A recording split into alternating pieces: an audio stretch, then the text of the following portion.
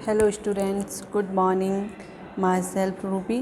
तो चलिए बच्चों, आज हम स्टार्ट कर रहे हैं विज्ञान का फर्स्ट चैप्टर, जिसका नाम है सजीव तथा निर्जीव। ठीक है बच्चों, सजीव क्या होते हैं, निर्जीव क्या होते हैं, वो आज हम इस चैप्टर में पढ़ेंगे। ठीक है, तो चलिए स्टार्ट करते हैं।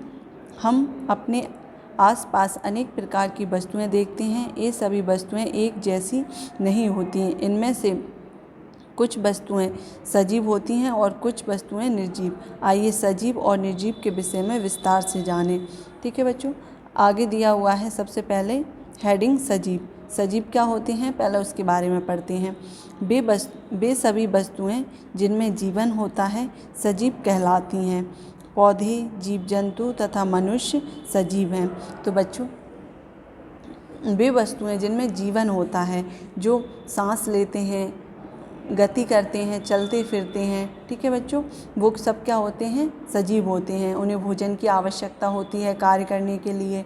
ठीक है, सांस लेने के लिए भी ऑक्सीजन की आवश्यकता होती है। ठीक है, तो वो सब क्या कहलाते हैं, हमारे सजीव कहलाते हैं। और उसमें क्या क्या आता है, पेड़ पौधे, सभी प्रकार के पेड़ पौधे, सभी प्रकार के जीव जंतु तथा मनुष्य, ये सब क्या होते हैं, सजीव होते हैं।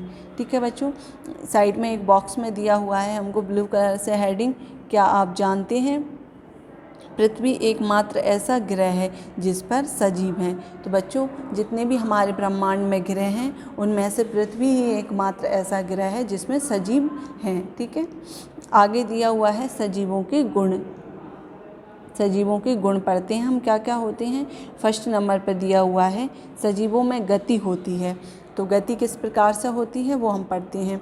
सभी जंतु जैसे कुत्ता, बिल्ली, गाय, चिड़िया आदि एक स्थान से दूसरे स्थान पर गति करते हैं। पौधे अपने कुछ भाग से गति प्रदर्शित करते हैं। तो बच्चों, यहाँ पर हमें डायग्राम में दिख भी रहा है, यहाँ पर ये बिल्ली है जो दौड़ रही है, कुत्ता भी दौड़ रहा है उसके पीछे। ठीक है, यहाँ पर एक गाय है वो चल रही है, और ये एक पक्षी है जो क्या कर रहा है, उड़ रहा है। इस प्रकार से जीव जंतु क्या कर रहे हैं, गति कर रहे हैं। इसी प्रकार से मनुष्य भी या व्यक्ति जो एक स्थान से दूसरे स्थान पर जाते हैं, वो भी क्या हो जाता है, गति करना हो जाता है। लेकिन पेड़ पौधे सजीव तो होते हैं, लेकिन वो गति किस प्रकार से करते हैं, वो तो एक ही जगह पर स्थिर रहते हैं, वो एक स्थान से दूसरे स्थान पर चल भी नहीं सकते हैं। तो जब जो पौधे होते हैं उनमें फूल खिलते हैं, उनका खिलना और मुरझाना, वही क्या हो जाता है बच्चों, गति करना हो जाता है। ठीक है, समझ में आया। जब हम दौड़ते हैं, रनिंग करते हैं, तो वो सब क्या हो जाता है, हमारा गति करना। ठीक है बच्चों, आगे दिया हुआ है सेकंड पॉइंट, सजीवों को भोजन की आवश्यकता होती है। जो हमारी सेकंड हेडिंग है उसमें क्या है, सजीवों को भोजन की आवश्यकता होती है।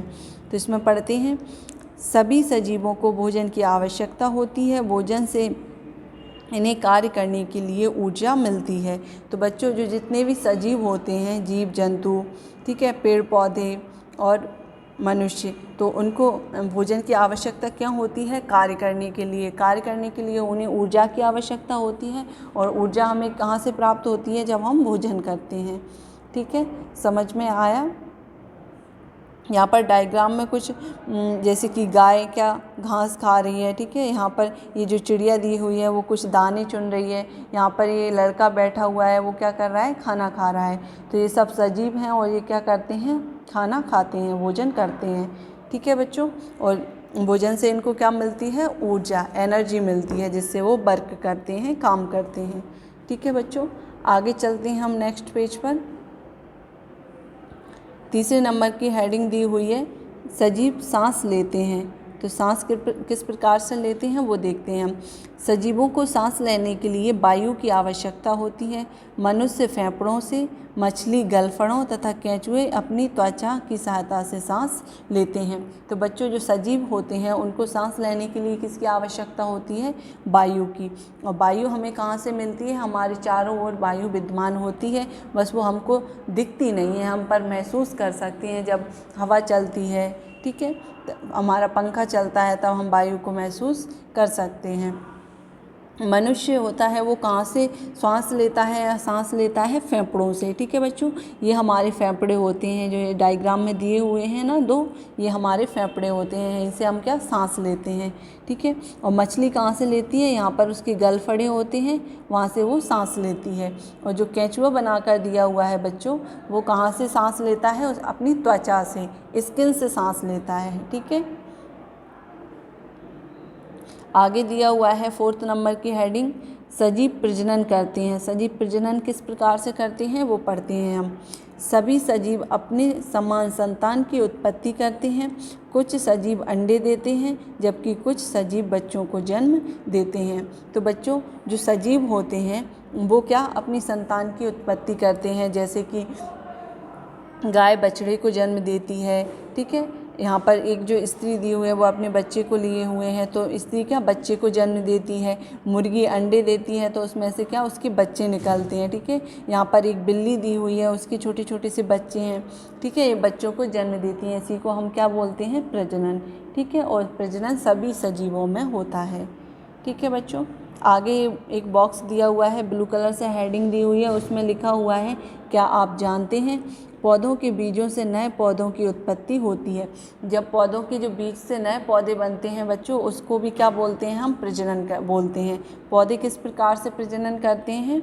जब बीजों से नए पौधों की उत्पत्ति होती है, उसी को हम प्रजनन बोलते हैं। ठीक है, आगे दिया हुआ है, आपने क्या सीखा? अभी तक जो हमने पढ़ लिया है उसमें क्या सीखा? ठीक है, तो पहले नंबर पर दिया हुआ है, सजीवों को वायु की आवश्यकता क्यों होती है? सजीवों को वायु की आवश्यकता क्यों होती है बच्चों? सांस लेने के लिए। तो यहाँ पर जो आगे हेडिंग लिखी हुई है वहाँ पर हम क्या लिख देंगे? सांस। ठीक है, यहाँ पर हम लिखना भूल गए हैं, आप सभी अपनी कॉपी में नोट डाउन करोगे। सजीवों को वायु की आवश्यकता क्यों होती है? सांस लेने के लिए। ठीक है, चलिए आगे चलते हैं। आगे नेक्स्ट हेडिंग दी हुई है, निर्जीव। निर्जीव क्या होते हैं उनके बारे में पढ़ते हैं। वे सभी वस्तुएं जिनमें जीवन नहीं होता निर्जीव कहलाती हैं। निर्जीव सांस नहीं लेते हैं, इन्हें जल व भोजन की आवश्यकता भी नहीं होती है तथा ये संतान की उत्पत्ति नहीं कर सकती, जैसे कि मेज, कंप्यूटर, किताब, पत्थर आदि निर्जीव हैं। तो बच्चों, अभी हमने सजीवों के बारे में पढ़ा था। सजीव सांस ले सकते हैं, भोजन कर सकते हैं, गति कर सकते हैं। ठीक है, और बच्चों को भी जन्म दे सकते हैं। उसी के अपोजिट निर्जीव ना तो सांस लेते हैं, ना ही भोजन करते हैं, ना ही उनको जल की आवश्यकता होती है, ना ही वो एक स्थान से दूसरे स्थान पर जा सकते हैं। ठीक है, और ना ही वो संतान की उत्पत्ति करते हैं, जैसे कि हमारे मेज, कंप्यूटर, किताब, पत्थर, ये सब क्या हो जाते हैं? निर्जीव। ठीक है, आया समझ में बच्चों? ये हमारी किताब है, ये भी निर्जीव है, पत्थर भी निर्जीव है, ये कंप्यूटर, टेबल, मेज, ये सब क्या है? निर्जीव हैं। इसी प्रकार से आप अपने घर में भी देख सकते हो, जैसे कि पंखा हो, कूलर, फ्रिज, बेड, ये सब हमारी क्या होती हैं? निर्जीव वस्तुएं। ठीक है बच्चों, अंतर समझ में आया निर्जीव और सजीव में? ठीक है, आगे चलते हैं हम नेक्स्ट पेज पर। यहाँ पर हेडिंग बनाकर दी हुई है, याद रखने योग्य बातें। यहाँ पर कुछ पॉइंट दिए हुए हैं, उन पॉइंट्स को हम पढ़ेंगे।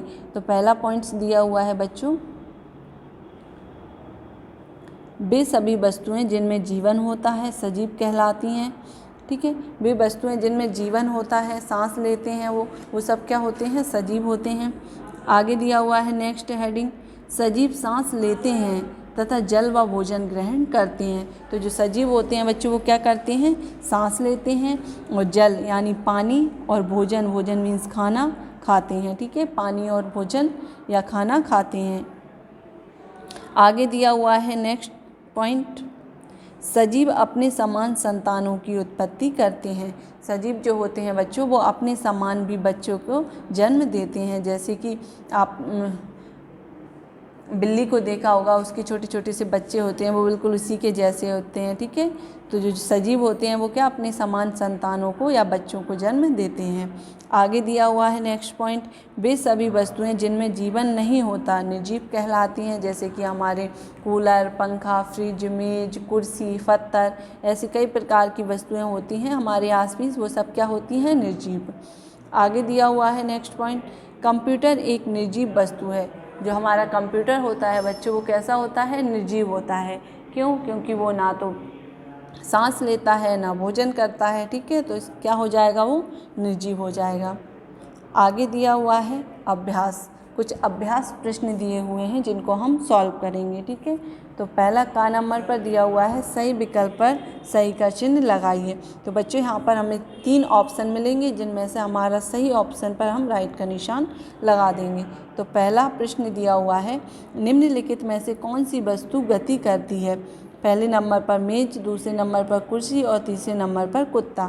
तो बच्चों हमारा जो सही आंसर वो क्या हो जाएगा, तीसरे नंबर का कुत्ता। उसके आगे हम राइट का निशान लगा देंगे, ठीक है। कुत्ता गति कर सकता है, मेज कुर्सी गति नहीं कर सकते, ठीक है। आगे दिया हुआ है सेकंड नंबर पर मनुष्य सांस लेते हैं। पहले नंबर पर दिया हुआ है गलफड़ों द्वारा, दूसरे नंबर पर फेफड़ों द्वारा और तीसरे नंबर पर त्वचा द्वारा। तो मनुष्य बच्चों कहाँ से सांस लेते हैं, फेफड़ों द्वारा, ठीक है। तो इसका राइट आंसर क्या हो जाएगा, सेकंड नंबर का। उसके आगे हम राइट का निशान लगा देंगे। आगे दिया हुआ है तीसरे नंबर पर निम्नलिखित में से कौन सी वस्तु वृद्धि नहीं करती। नंबर 1 पेड़ पौधे, नंबर 2 पेंसिल, नंबर 3 पक्षी। तो बच्चों पेड़ पौधे तो वृद्धि करते हैं, छोटा से पौधे से बड़ा वृक्ष बन जाता है।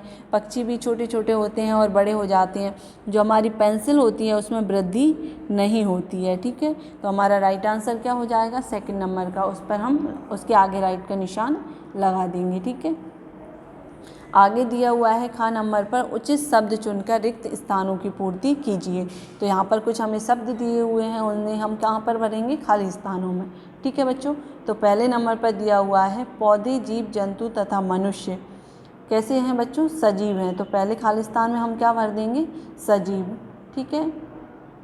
आगे दिया हुआ है सेकंड नंबर पर सजीवों को भोजन की आवश्यकता होती है। तो जो सेकंड नंबर का खाली स्थान है उस पर क्या भर देंगे बच्चों, हम भोजन, ठीक है। आगे दिया हुआ है थर्ड नंबर पर सजीव सांस लेते हैं, ठीक है। तो जो थर्ड नंबर का खाली स्थान है उसमें हम क्या भर देंगे, सांस, ठीक है। आगे दिया हुआ है फोर्थ नंबर पर मेज एक निर्जीव वस्तु है। तो जो फोर्थ नंबर का खाली स्थान है उसमें हम क्या भर देंगे बच्चों, मेज, ठीक है।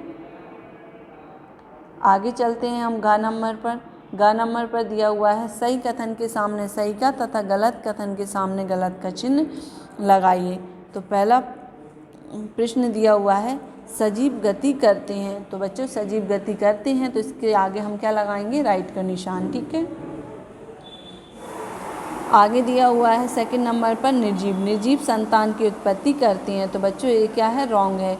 निर्जीव संतान की उत्पत्ति नहीं करते हैं, ठीक है। मेज, कुर्सी, कूलर, पंखा इनसे क्या उनके क्या बच्चे होते हैं, नहीं होते हैं। तो क्या ये संतान की उत्पत्ति नहीं करते। इसके आगे हम क्रॉस का निशान लगा देंगे, ठीक है। आगे चलते हैं नेक्स्ट पेज पर। तीसरे नंबर पर दिया हुआ है पेड़ पौधे सजीव होते हैं। तो बच्चों जो पेड़ पौधे होते हैं वो कैसे रहते हैं, सजीव। तो ये बिल्कुल सही है। इसके आगे हम राइट का निशान लगा देंगे। फोर्थ नंबर पर दिया हुआ है सभी सजीव बच्चों को जन्म देते हैं। तो ये भी बिल्कुल सही है। इसके आगे भी हम क्या लगाएंगे, राइट का निशान, ठीक है। आगे दिया हुआ है घ नंबर पर निम्नलिखित प्रश्नों के उत्तर दीजिए। तो यहाँ पर कुछ हमें प्रश्न दिए हुए हैं जिनके क्या करना है, हमको उत्तर देना है, ठीक है। पहला प्रश्न है सजीव किन्हें कहते हैं। तो इसका उत्तर होगा बच्चों वे वस्तुएं जिनमें जीवन होता है सजीव कहलाती हैं, ठीक है बच्चों। वे वस्तुएं जिनमें जीवन होता है वो क्या कहलाती हैं, सजीव कहलाती हैं, ठीक है। समझ में आया। आगे दिया हुआ है मछली किसकी सहायता से सांस लेती है। तो इसका उत्तर होगा मछली गलफड़ों की सहायता से सांस लेती है, ठीक है। समझ में आया। मछली कहाँ से सांस लेती है, गलफड़ों की सहायता से, ठीक है। आगे चलते हैं। नेक्स्ट क्वेश्चन दिया हुआ है थर्ड नंबर पर सजीवों के कोई 2 गुण लिखिए। तो यहाँ पर उनके हमें सजीवों के 2 गुण लिखना है। तो पहला गुण हो जाएगा सजीवों में गति होती है। जो सजीव होते हैं वो क्या करते हैं बच्चों, गति करते हैं। तो पहला हो जाएगा इसमें सजीवों में गति होती है। दूसरा पॉइंट हो जाएगा सजीवों को भोजन की आवश्यकता होती है, ठीक ठीक है बच्चों, समझ में आया। आगे चलते हैं। नेक्स्ट 4th नंबर का क्वेश्चन दिया हुआ है, किन्हीं 2 सजीवों अथवा 2 निर्जीव वस्तुओं के नाम लिखिए। तो इस प्रश्न में हमें क्या लिखना है, 2 सजीव वस्तुओं के नाम और 2 निर्जीव वस्तुओं के नाम। तो पहले हम सजीव वस्तुएं देखते हैं। सजीव वस्तुओं में पहले नंबर पर लिखेंगे कुत्ता और बिल्ली, ठीक है। और निर्जीव वस्तुओं में लिखेंगे हम कुर्सी या पंखा, कुर्सी और पंखा, ठीक है। तो आप भी बच्चों सजीव वस्तुओं में कुत्ता और बिल्ली के अलावा भी आप पहचान करके कुछ और भी लिख सकते हैं, या फिर कुत्ता या बिल्ली लिख सकते हैं। निर्जीव वस्तुएं भी को भी आपको पहचानना आ गया है, निर्जीव वस्तुएं क्या होती हैं। तो इसमें भी आप कुर्सी पंखा के अलावा भी जो आपको अच्छा लगे वो लिख सकते हैं, ठीक है। तो यहीं पर हमारे प्रश्न और उनके उत्तर कंप्लीट हो गए हैं। आगे दिए हुए हैं कुछ हमें डायग्राम बनाकर। तो इसमें क्या है, जो सजीव हैं बच्चों उनके आगे हमको राइट का निशान लगाना है, और जो निर्जीव हैं उस पर क्रॉस का निशान लगाना है। तो पहले नंबर पर क्या दिया हुआ है, चिड़िया। चिड़िया कैसी होती है बच्चों, सजीव होती है, तो उस पर हम क्या लगा देंगे, राइट का निशान, ठीक है। दूसरे नंबर पर जो हमारा चित्र है वो क्या है, पत्थर का। पत्थर क्या होता है बच्चों, निर्जीव होता है, तो उस पर हम क्रॉस का निशान लगाएंगे, ठीक है। तीसरे नंबर पर दिया हुआ है हमें एक पेड़, ठीक है। तो पेड़ क्या होता है बच्चों, सजीव होता है, तो उसके आगे हम क्या लगाएंगे, राइट का निशान, ठीक है। आगे दिया हुआ है हमें पेन। पेन भी क्या होता है बच्चों, निर्जीव होता है, तो उसके आगे हम क्रॉस का निशान लगाएंगे, ठीक है। समझ में आया। इसी के साथ हमारा ये चैप्टर कंप्लीट होता है। मुझे उम्मीद है आप सभी प्यारे प्यारे बच्चों को ये चैप्टर अच्छे से समझ में आ गया होगा। अब हम अगली नेक्स्ट वीडियो में नेक्स्ट चैप्टर के साथ मिलेंगे, ठीक है। तब तक के लिए आप सुरक्षित रहिए, घर पर रहिए, खुश रहिए। Thank you.